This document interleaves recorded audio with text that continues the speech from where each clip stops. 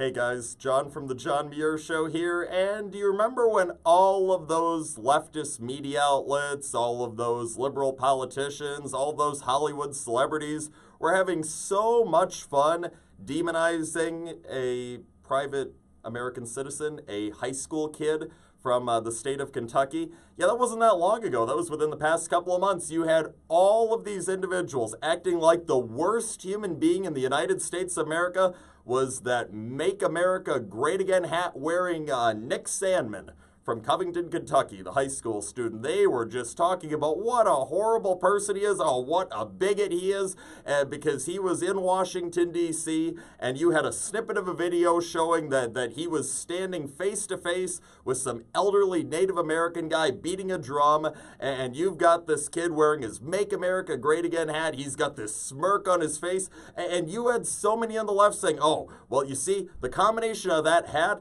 and that facial expression shows what a terrible individual he is. You know, he's so indicative of all Trump supporters, that smugness, that white privilege that he's espousing. I mean, you had all of these absurd things that all of these folks on the left were saying about Nick Sandmann, all because of this brief little video that had come out, and they right away ran with it. This kid is terrible, and in the bigger picture, it shows that all Trump supporters are terrible because this kid, Nick Sandmann, he represents each and every one of them. The, 63 million people that voted for Trump back in November 2016, Nick Sandmann is all of them. And they absolutely dragged this kid's name through the mud for multiple days.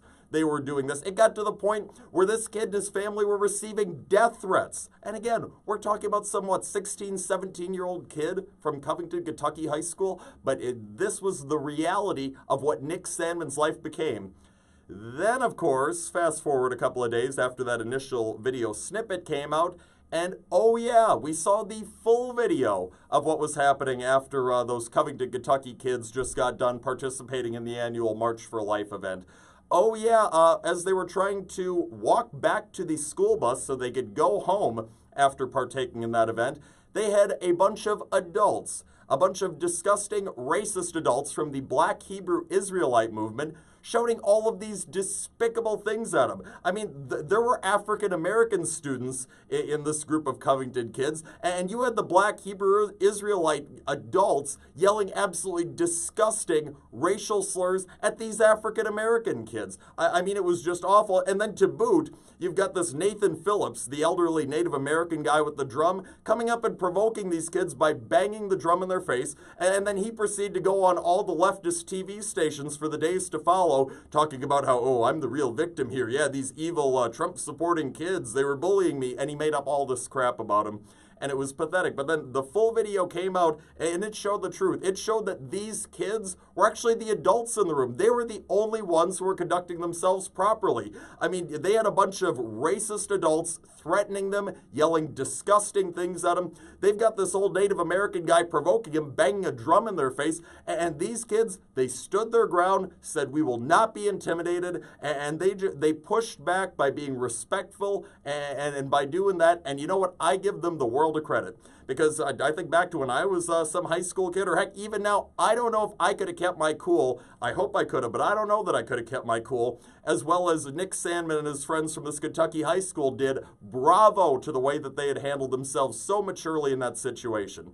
But, you know, even though the truth did get out there, unfortunately it did, clearing all these kids' names, yeah, there's still the matter of, hey, you've got a lot of prominent individuals out there who are dragging Nick Sandmann and all those kids' names through the mud. And yeah, we need to sort of make good on all that. And I am so glad that Nick Sandmann's legal team, that they have been taking the fight to all of these leftists.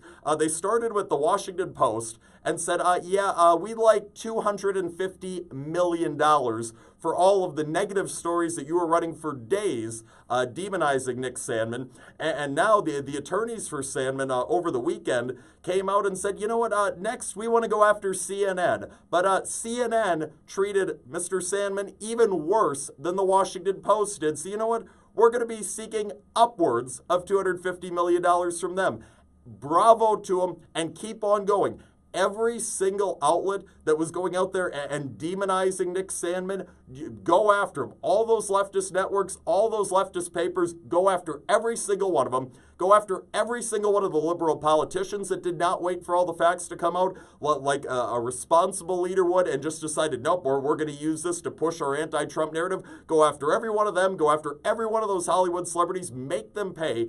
And you know what? I'm not convinced by any means this is going to teach a lesson to any of those powerful leftists, because, of course, they do what they damn well please, no matter how wrong it is. But maybe, just maybe, if some of these outlets like the Washington Post and CNN have to fork over somewhere in the neighborhood of $250 million, maybe, just maybe, they will think twice the next time before they go demonizing someone before all the facts come out, at least for the good of the country going forward and the good of all the people who could end up finding themselves demonized in future stories. You know what? It's worth going through this effort, most certainly, and all of us who care about the United States of America and care about justice being served, could just be on the side of Nick Sandmann. You go get him, man.